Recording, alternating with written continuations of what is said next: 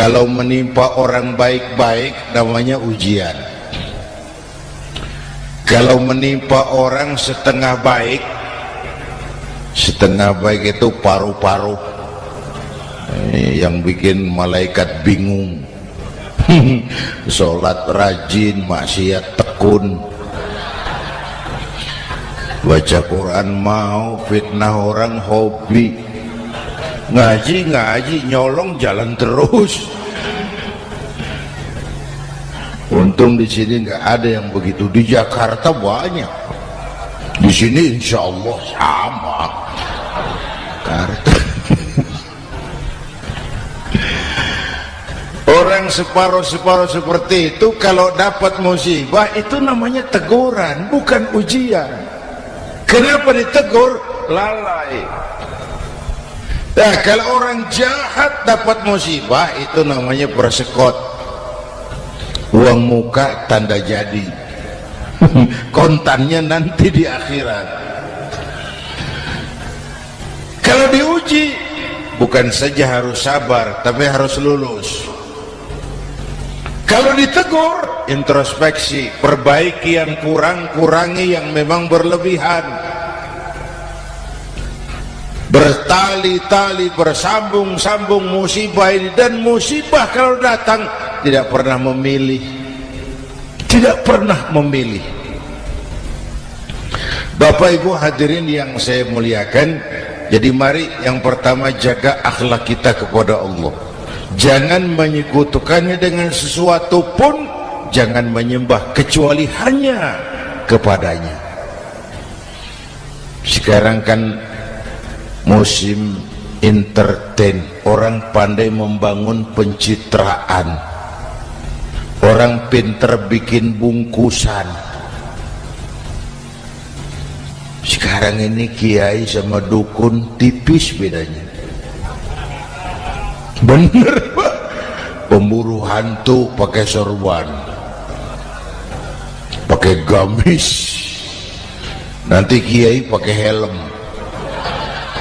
Atribut sudah kacau sekarang ini, siapa pakai apa, siapa mau jadi apa, ndak jelas. Sementara masyarakat kita memang agak kutil, kurang teliti, cepat heran, gampang kagum. Pernah terjadi satu saat tabrakan di jalan, keras sekali, korban jatuh berlumur darah, dikerubungi orang banyak. Datang wartawan mau ambil gambar dari dekat, sulit, banyak sekali orang ngerubung. Dia cari akal, tolong saya dikasih jalan ke dekat korban. Orang menoleh semua. Saudara siapa? Saya bapaknya korban. Dia mengaku bapaknya korban. Ya orang minggir semua. Minggir, ada bapaknya korban. Orang minggir semua, dia maju ke depan korban. Sampai di depan korban pucat mukanya itu wartawan. Kenapa? Yang ketabrak anak monyet, Pak. Dia sudah ngaku bapaknya korban.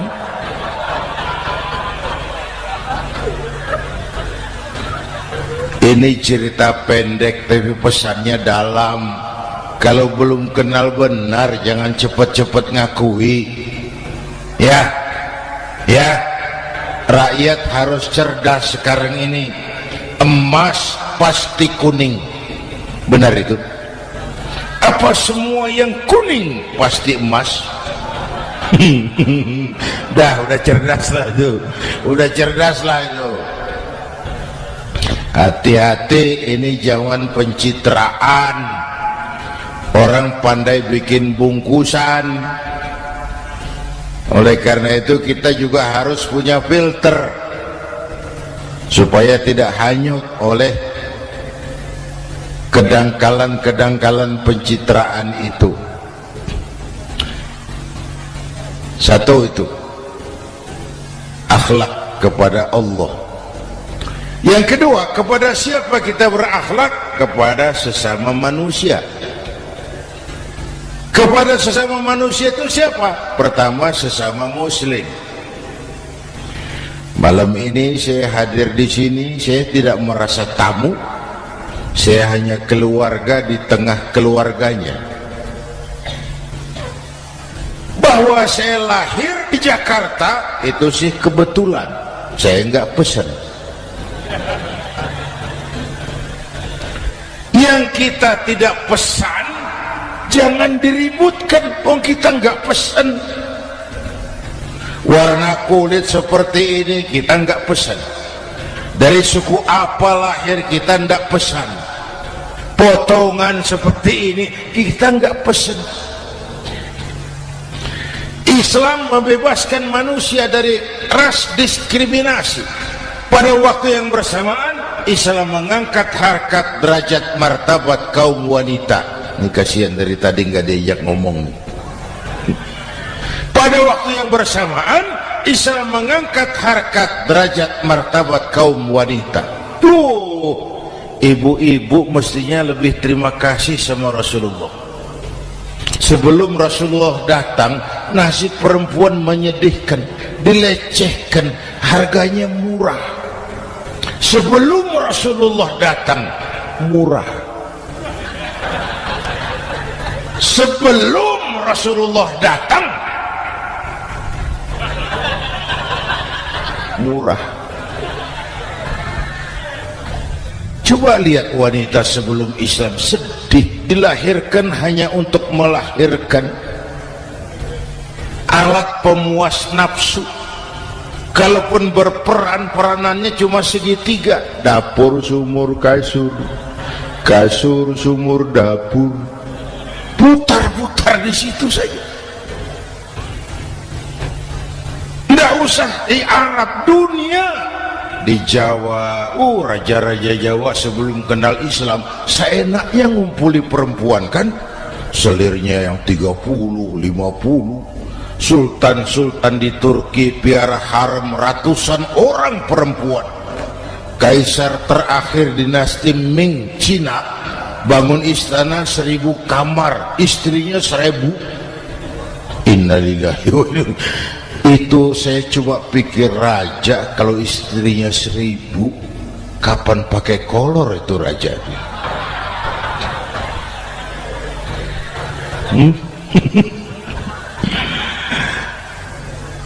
Rasulullah datang terenyuh, an-nisa imadul bilad. Perempuan jangan diperlakukan begitu.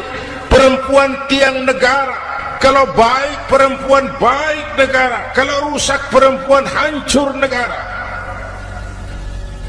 Waktu ditanya, ya Rasul, siapa yang paling harus saya taati di dunia? Ibumu. Setelah itu siapa lagi? Ibumu. Setelah itu siapa lagi? Ibumu. Setelah itu siapa lagi? Bapakmu. Menghargai perempuan, ibumu, ibumu, ibumu, bapakmu.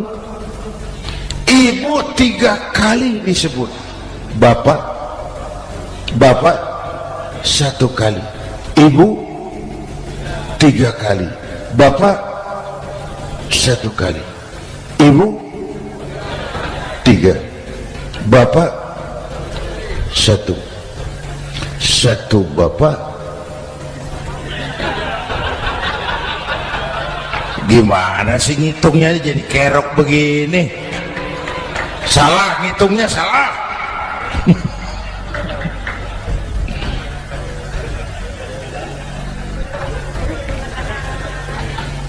Lalu dicairkan kehidupan kemasyarakatan di masjid. Masya Allah, masjid itu pendidikan demokrasi betul. Pertama, siapapun masuk masjid copot sandal, buka sepatu. Benar itu. Ini masyarakat yang mau kita bangun. Tidak ada warga negara kelas 1, semua sama. Lurah masuk masjid buka sepatu, rah. Camat masuk masjid buka sepatu, mat. Gubernur masuk masjid buka sepatu, Nur.